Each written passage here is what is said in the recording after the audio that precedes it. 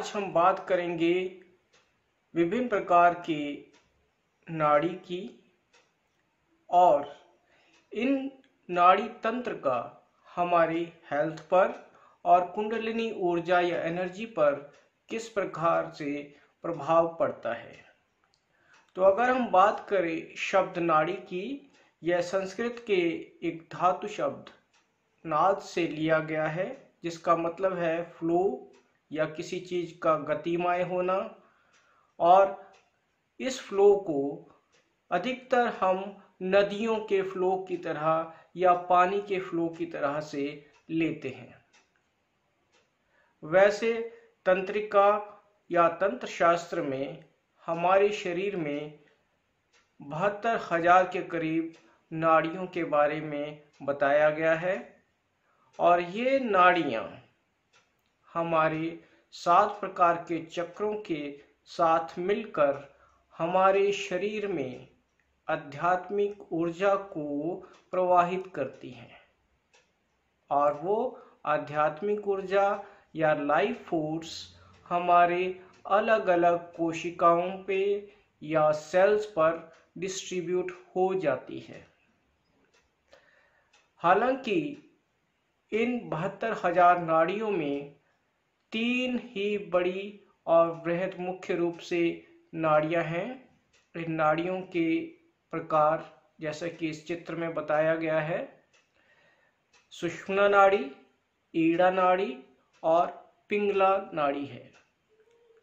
पहले हम बात करें सुषुम्ना की, तो ये सुषुम्ना मूलाधार चक्र से होते हुए ठीक ऊपर की तरफ हमारे स्पाइनल कोड की तरफ जाती है और सहस्रार चक्र पर खत्म हो जाती है। और ईड़ा नाड़ी, इस नाड़ी की लेफ्ट या बाईं तरफ से होकर के चलती हुई ऊपर की तरफ जाती है और साथ ही पिंगला नाड़ी हमारे दाईं तरफ की ओर से चलती है। तो ईड़ा और पिंगला दो नाड़ियां एक प्रकार से, जैसे कि कुछ हमारे वैज्ञानिक, हमारे साइंस स्टूडेंट भी जानते हैं, एक प्रकार का ये डीएनए हेलिक्स स्ट्रक्चर की तरह से एक बनाते हुए हमारे चक्रों से होते हुए ऊपर की तरफ जाती हैं।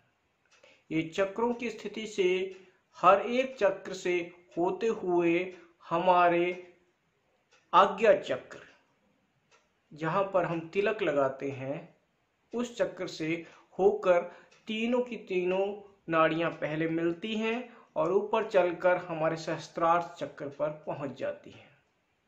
तो ये तो रहा नाड़ी की व्यवस्था।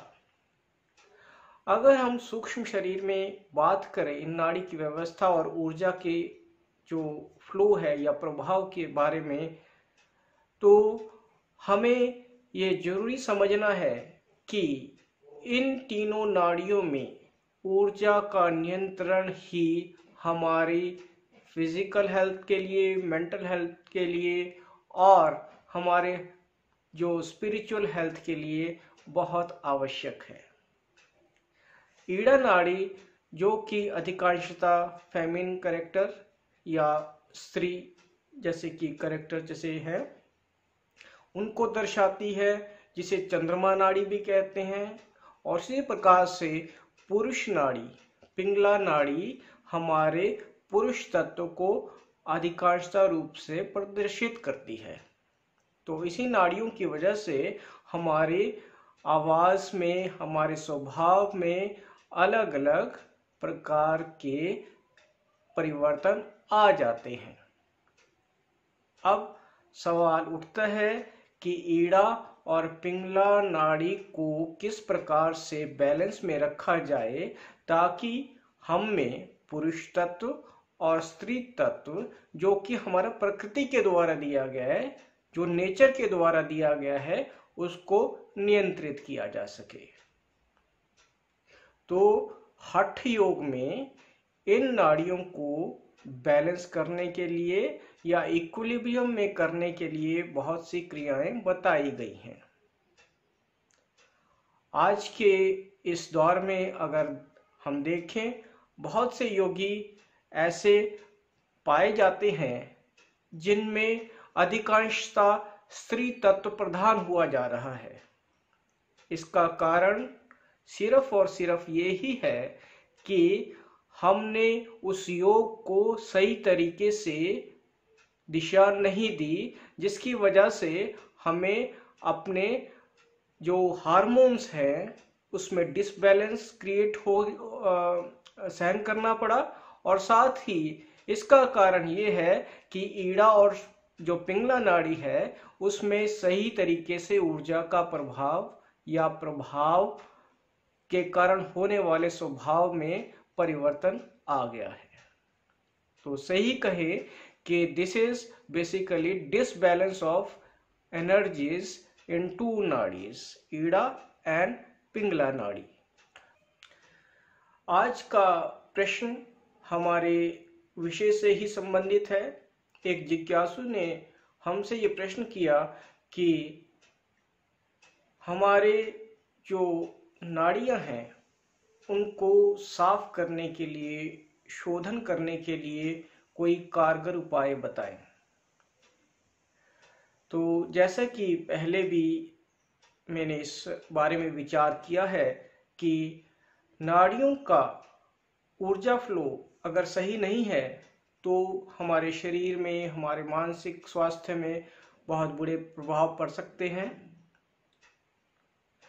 तो इस फ्लो को सही तरीके से चलाने के लिए पहले तो नाड़ी शोधन प्राणायाम, अन्य प्राणायाम किए जा सकते हैं और साथ ही हम शक्तिपात, दीक्षा व मंत्रों का भी सहारा ले सकते हैं।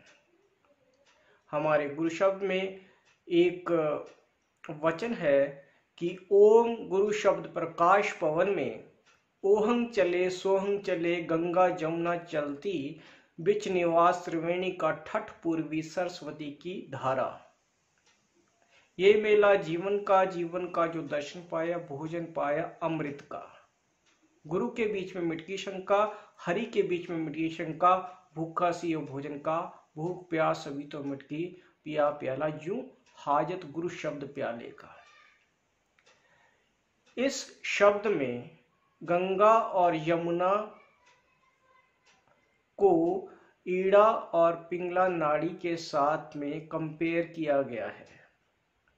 जैसे कि गंगा जमुना दोनों ही बड़ी महानदियां, पवित्र नदियां अपना फ्लो लेकर के चलती हैं और साथ ही वह एक स्थान पर मिलती है और इस स्थान में तीसरी नदी माँ सरस्वती के रूप में भी मिलती है, जिसे कि हम प्रयाग बोलते हैं और त्रिवेणी की धारा भी कहते हैं। ये त्रिवेणी की धारा हमारे शरीर में जो आज्ञा चक्र है उसे ही कहते हैं।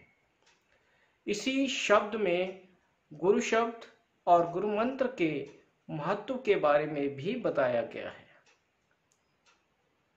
प्राणायाम, व्यायाम और अन्य यौगिक प्रक्रियाओं के साथ साथ ही गुरु मंत्र को अगर सही तरीके से किया जाए तो हमारे नाड़ी शोधन में और भी अधिक प्रबलता हासिल हो सकती है और नाड़ी शोधन होने के साथ ही हमारे शरीर में ऊर्जा का प्रवाह और संतुलन और भी गहरा और अच्छा हो जाएगा।